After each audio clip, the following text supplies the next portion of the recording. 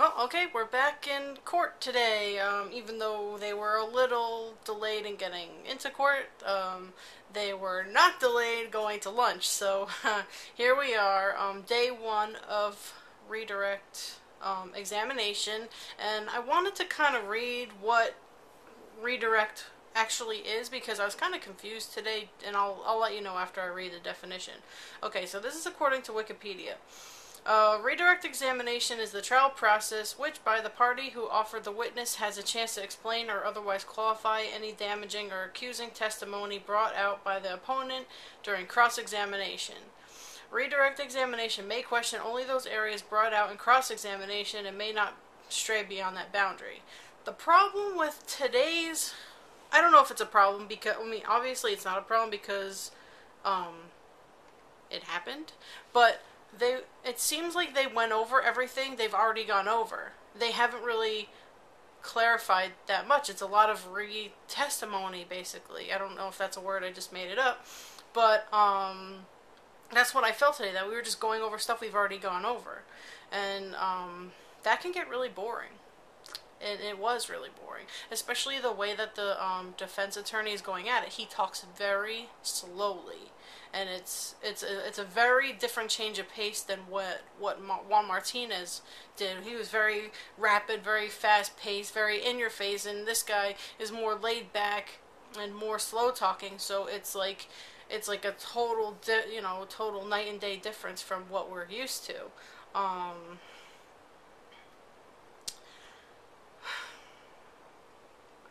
just gonna go through what I wrote down. Yeah. So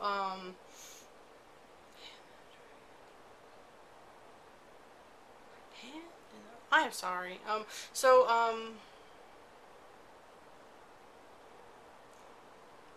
in the jury and focus. I don't know. Oh, you know why? I'm not reading from the top. I got really confused for a second. My apologies. Okay. So, also, there's no recross in Arizona, but the jury will be able to ask their own questions. I noted I had to do some breathing exercises before court started today to make sure my blood pressure stayed down because I knew I would get frustrated. Oh boy. So we start with redirect with a sidebar, already frustrated. It wasn't even like 5 minutes in. They were already pretty late getting started, and then we went right to a sidebar. So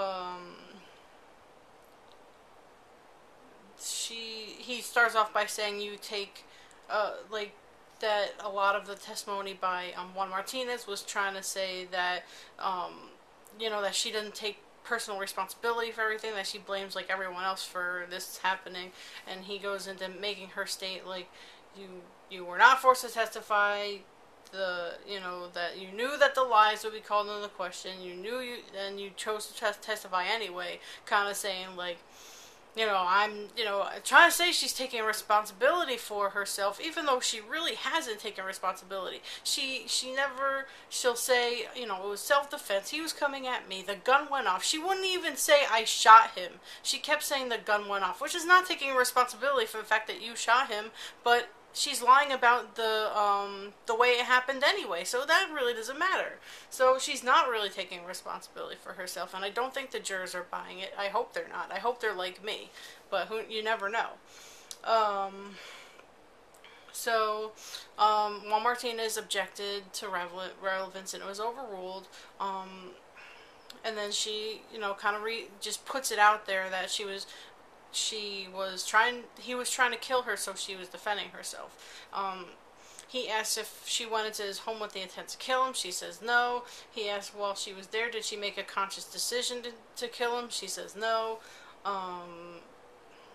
Then he goes into talking about the freaking bent hand, the bent finger thing that was that Juan kind of touched on, that he was trying to say like it's not bent in the picture, and they actually and when he said it's not bent in the picture, like she was trying to say it was bent, and actually went so far as to bring her out to make a demonstration, to put her hand over the other defense attorney to show, look, it's not bent, but she is able to bend it and not bend it willingly. Like, I've seen it. So, I mean, that really doesn't prove anything. I don't even, like, I think most of the the redirect today might have actually hurt them more than helped them. Then he admits new evidence. He admitted these pictures that she took when she hurt her finger in at work in late May of 2008. And I don't know if, since he has admitted new evidence, that means that Juan Martinez gets to recross about that, because I know there's no recross in Arizona, but if they bring new evidence in, he should be able to question her on it. So I'm not really sure about that.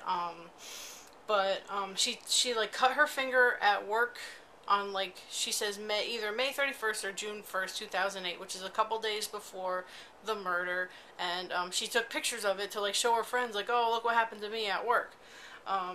So a lot of people on Twitter is like, you take pictures to show people at work that you cut your hand, but then you don't take pictures of your domestic abuse, which, hello. Da, da, da, da, da, da, da. She had, she said she had band-aids on her hand in Utah, and she says it's from dropping and breaking a glass at Travis's. She remembers the cuts on her right hand pretty clearly, which is totally different than what she said in cross-examination. He asked her, did you have cuts on your left hand too? And she said she couldn't really remember, but she kind of remembers that there were cuts on her right hand. So, I mean, if I'm remembering these things, I think the jury is remembering these things. How now today all of a sudden, oh wow, she remembers these cuts so clearly, but on cross-examination she couldn't remember at all.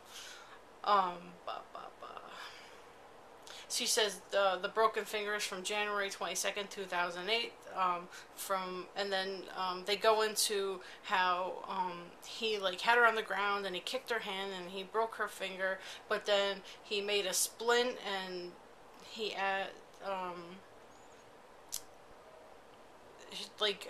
he made a splint for her because he felt sorry, and that made her feel really good. And she said that he was endearing and it was really helpful.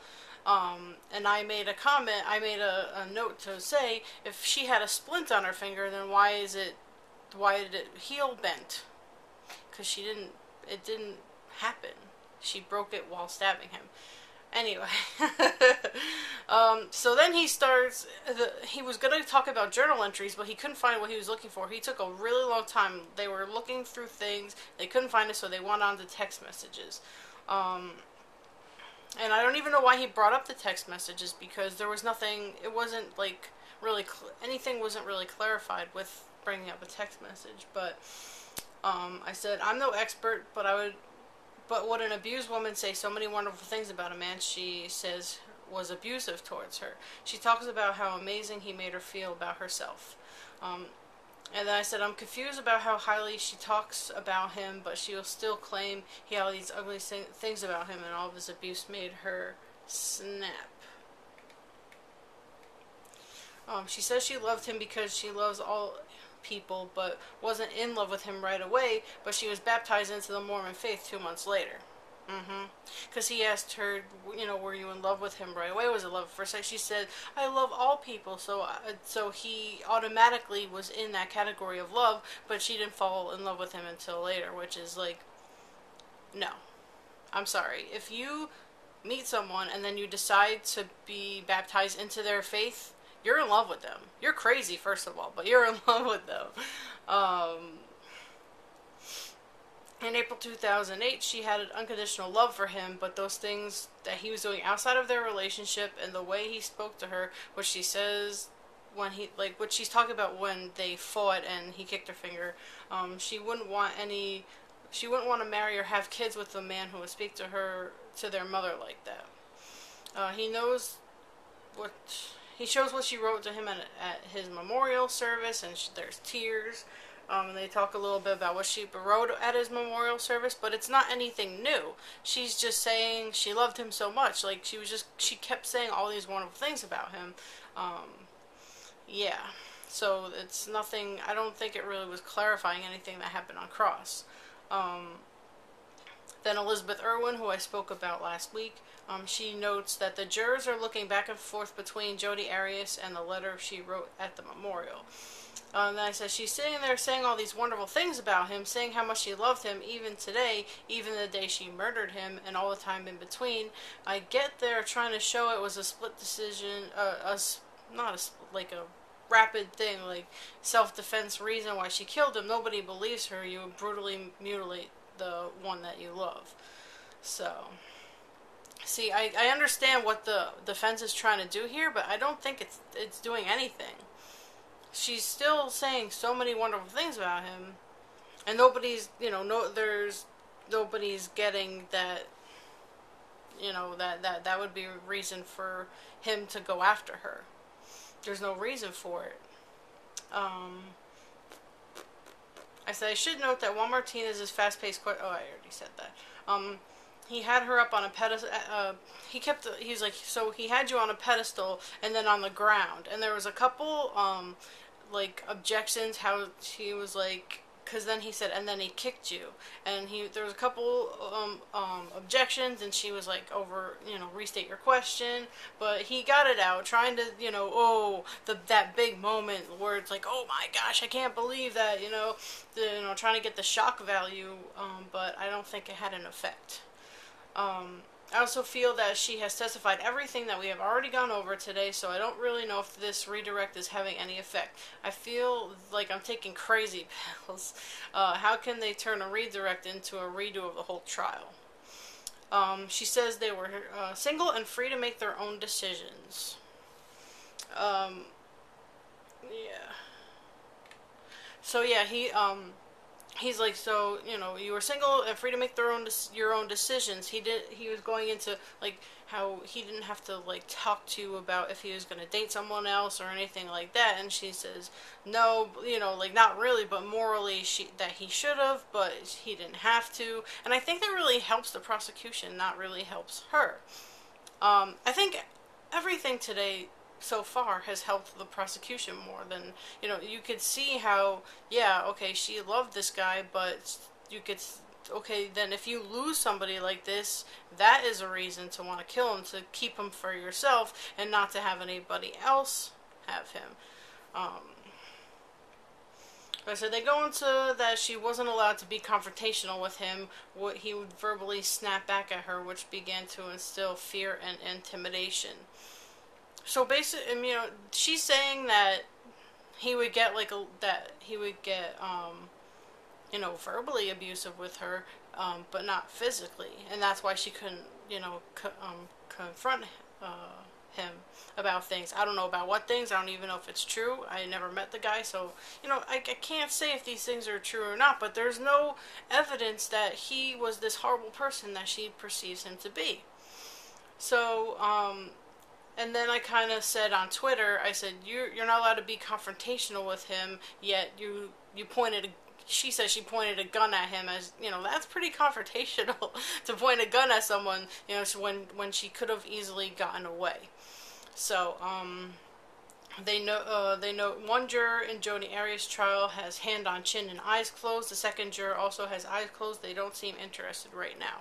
So I really think that the defense needs to wrap up this redirect, because it's not really helping them. I really don't think it's helping them at all. The jury has heard all this stuff already, and I'm pretty sure they're really anxious to get to their questions, because after the redirect they will be able to ask her questions, and I'm really looking forward to hearing what they have to ask her, because we have so many questions in the Twitterverse that we want answered from her. So that's it so far for this morning, and we'll see what happens in the afternoon.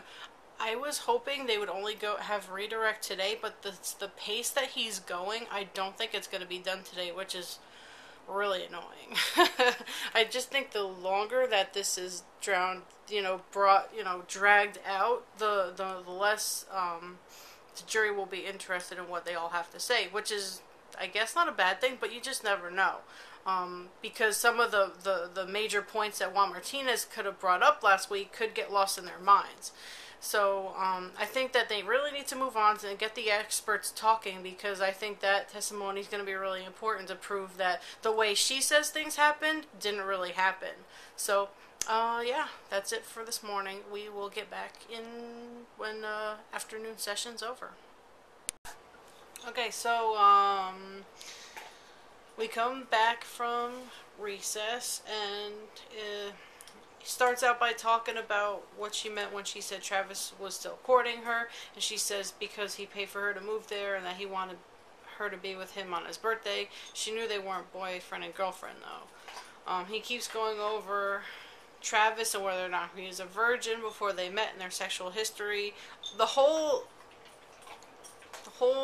testimony after the first recess until mid-afternoon recess, um, which I think is about an hour and a half to 2 hours, was all about like her sexual history with him, her sexual history with other people, and just everything that was so, it was just not needed at all. The jury has heard this in direct. The jury has heard this in cross. So in redirect, there's nothing left to tell. It's telling all the same things over and over again. So she says that not all the time that it was. Oh, she says that not all the time it was not. She says that the sex was enjoyable all the time. But they were all consensual, and she was happy to make him happy, which is a little different than what she said on on cross. Nobody on Twitter appreciates the line of questioning so much about her / their sexual conquest and how much time he is taking to focus on it. I have to agree. He's trying to get her to say that she said all those sexual things to him in text message because that was the only way he would give her attention, but she says it's because they were having fun with each other and they would try to one-up each other. So even when the defense is trying to get her to say, like, he's kind of like forcing her into the situation, she comes back and says, no, he wasn't trying to force me into the situation, I was just having fun. They are asked to go back to the jury room for 10-15 minutes. They play a phone. The defense put together this like video. It's not a video, but it's the recording of the sex tape, but only what Travis said, and then they put like subtitles. So it makes him look really bad when you don't hear the other side of the conversation. And then he he would like play a portion of it, stop it, ask her about it, play another portion of it, stop it, and ask her about it. But and every time he would ask her about it, one thing he would say would, if she was getting physical pleasure from it, instead of just doing it because he like wanted to.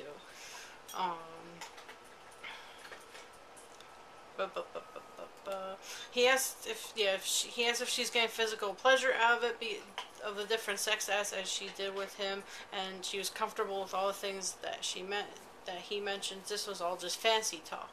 All of this sex talk does not mean he should have been killed the way he was. I think the jury is probably sick of all this by now, and I doubt it is helping their case. Just because the guy likes sex doesn't make him a sexual deviant, the word they keep using. He starts to bring up someone by the name of Shatoya. I think it was like Shatoya, Shatoya Lay or something like that, and he asks who that is, and she starts to say it was somebody that Travis wanted to have a threesome with, but he gets cut off with an objection, and then it's never brought back up after the sidebar. So that probably was just something that they wanted to make up.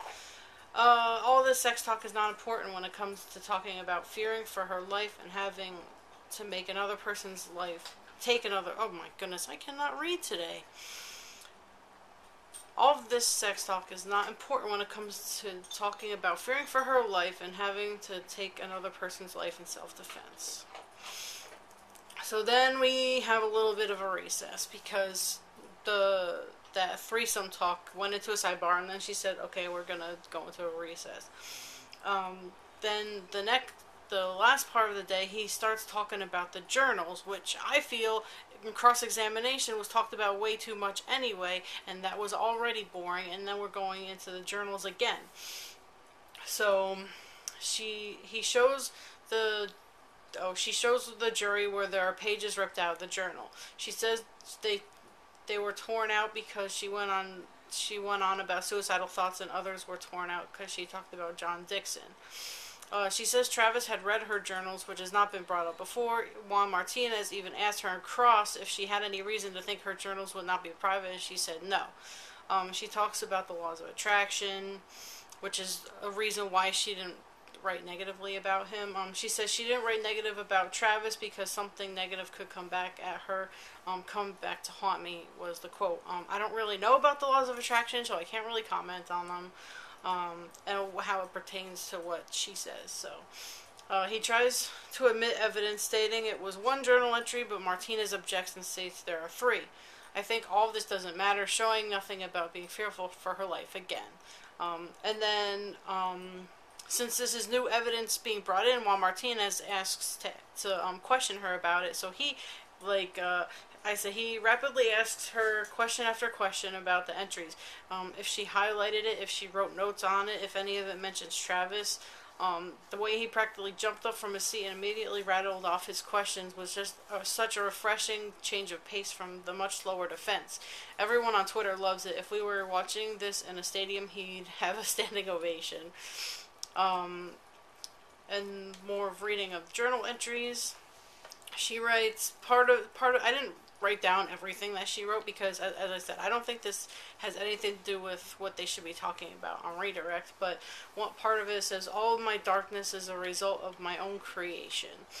She reads out loud that she wrote, it's a good thing nobody else reads this. And I think that's important. She writes in there, it's a good thing nobody else reads this, but she had just testified in court that Travis... She was worried that Travis would read it, but obviously it's a good thing no one reads it, so nobody's been reading it.